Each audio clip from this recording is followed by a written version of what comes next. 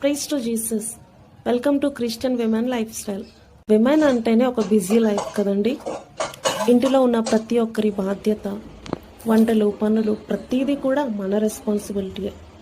దేవుని వాక్యం చెప్తున్నట్టు జ్ఞానవంతురాలు తన ఇల్లు కట్టును అన్నట్టు ప్రతి విమెన్ కూడా తన ఇంటికి ఒక ఫౌండేషన్లా తన ఇంటిని కట్టేది విమెనే, స్త్రీయే.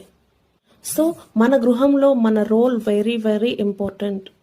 ఇది ప్రతి ఒక్కరి మీద ప్రభావితం చేస్తుంది. మన ఇంటిని కట్టుకోవడమో ఊడబెరుక్కోవడమో మన చేతుల్లోనే ఉంటుంది.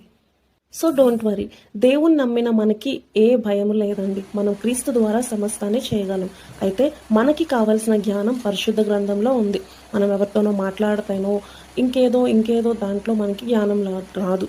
మనం దేన్నైతే ఎక్కువ వింటామో, దేంతో ఎక్కువ మాట్లాడతామో, ఎవరితో ఎక్కువ స్పెండ్ చేస్తామో అది మన మీద ఎక్కువ ప్రభావితం చూపుతుంది.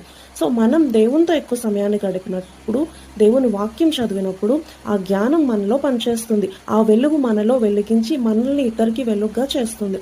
సో తప్పకుండా మనం బైబిల్ స్టడీ చేయాలి. ఉదయాన్నే ఎంతో కాదండి, ఒక జస్ట్ 15 minutes దేవునికి మనం ఇస్తే ఆ రోజంతా కూడా చాలా బ్లెస్సెడ్గా తీసుకునే డెసిజన్స్ విషయంలో కానివ్వండి, ఇంటి వారి రెస్పాన్సిబిలిటీస్ కానివ్వండి, వర్క్ కానివ్వండి, ఏదైనా సరే ప్రతి దాంట్లో మనం మార్నింగ్ 15 minutes దేవునికి ఇచ్చిన ఆ సమయం ద్వారా మన రోజంతా కూడా ఆశీర్వదించబడుతుంది. కానీ ఆ 15 minutes దేవునికి ఇవ్వకుండా సాతాను మనల్ని ఆటంకపరుస్తూ ఉంటాడు.